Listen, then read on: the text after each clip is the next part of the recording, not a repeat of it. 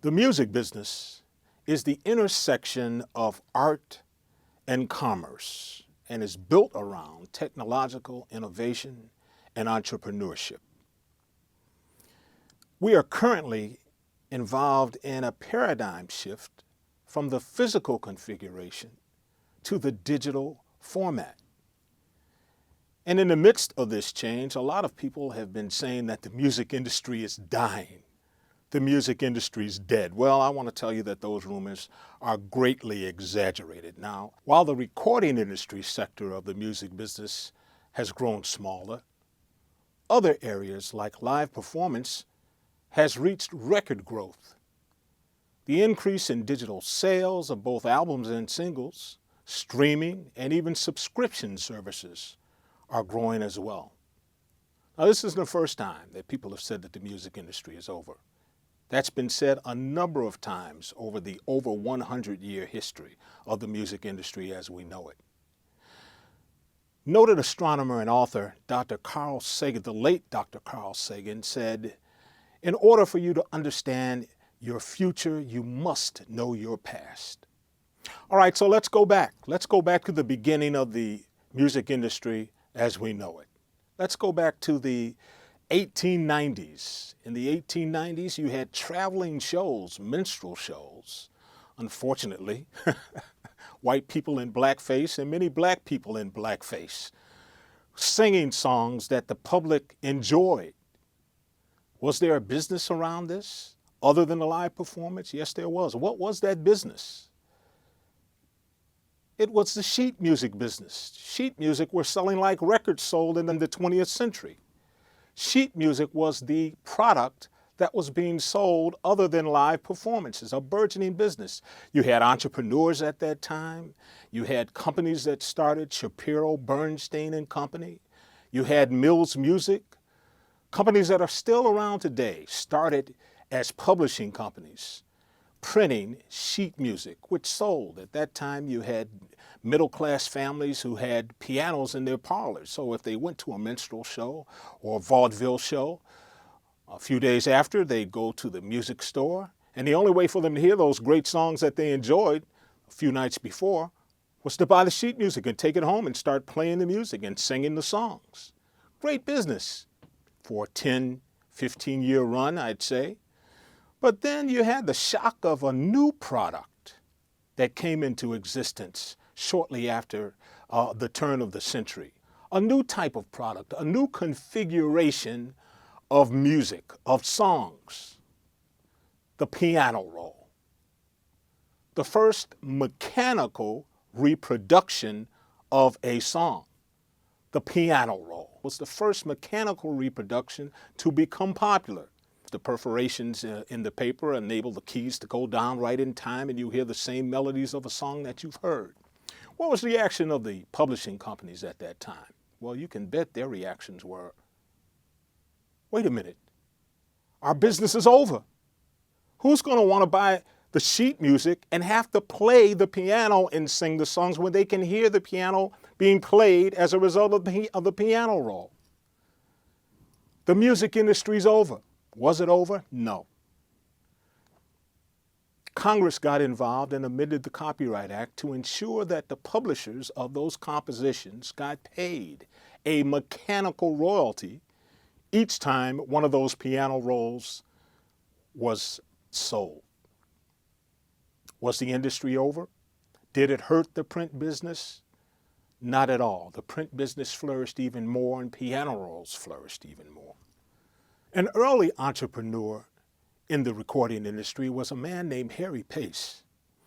Harry Pace was a partner with the great blues founder, the founder of the blues, the father of the blues, the great W.C. Handy. And in the early 1920s, he saw a market for black female blues singers. And he started a company in Harlem called Black Swan Records. Many people think that Motown was the first black-owned record company. But no, it goes all the way back to the beginning of the record industry. Then as you got into the 1920s, recordings became popular. Selling records became popular. And the first popular records were really recorded by black female blues singers. Mamie Smith, Ethel Waters, in the early 20s became mega recording stars as a result of them selling records in the 20s. How did the publishers feel about that? There was some concern. Of course, they were going to get paid their mechanical royalty, but clearly they thought, oh my goodness, the print business is over. Piano rolls didn't kill us, but records. People can buy records and hear the songs whenever they want to. Why would they want to buy the print music? As it turned out, there was no problem whatsoever with that. Recordings helped the publishing industry and the print music sales even to expand further. Then, of course, we came to the 1930s and the Great Depression. Decimated the music business. Once again, people legitimately thought the record industry is over. People can't afford to buy records. Vaudeville shows couldn't afford to go out on the road. People couldn't afford the tickets. But at that time, another technological innovation, radio, which had really started some years before, but at that point they had primarily broadcast news reports. But in the 1930s, radio stations and radio networks decided to bring bands in. The bands couldn't work on the road, so they brought them into the studios. And they let them play their music in the studios. The recording industry thought, well, once again, and the publishing industry as well, thought, we're going to have a real problem here. It's not P2P that bothered them. It wasn't peer-to-peer 100 years ago that concerned people. It was A to E. A to E. Air, radio waves in the air reaching consumers' ears was the concern of the recording industry and the publishing industry. Why is anybody going to want to print and sheet music? Why is anybody going to even buy records when they can hear this music for free? Our industry's over. Was it over? Not at all. You had radio stars that became record stars because there was an increase in the sale of the records as a result of the radio promotion. Sheet music continued to sell. William Paley was an entrepreneur as well, and in 1927, he bought 16 radio stations, primarily for the purpose of advertising his father's cigar business. But that group of stations, the Columbia Broadcasting System, CBS, went on to play a prominent role not only in the music industry, but in mass media in general. But then you had the Second World War. And the use of lacquer had to be restricted. Lacquer was used to make the records, 78s as they were called, because they moved around the turntable at 78 revolutions per minute. These were single records. They called them singles because they had one song on one side and one song on the other. But they couldn't make them during the war because they used, all of the materials were used for the war effort. Everyone, most of the males were away fighting the war. Once again, people said the industry's over. It's not going to happen. And once again, that technological innovation, radio, this time with the creation of the Armed Forces Radio Network. 90 stations across the whole world creating that A to E experience. But not just for Americans. That was the first time that many foreigners had the opportunity to hear this great American music. And what kind of impact did that make on people across the world? They're hearing this music and they've never heard anything like it. It's got Afro rhythms, it's got European content, it's this popular music, this dance music was something that was completely fascinating to people all over the world. So what seemed to be one of the darkest hours, clearly on the political and social scene with the World War, turned out to be the boost that the record industry needed to further expand after the war. And there was great expansion of the music industry. When the soldiers came home, the sale of instruments exploded.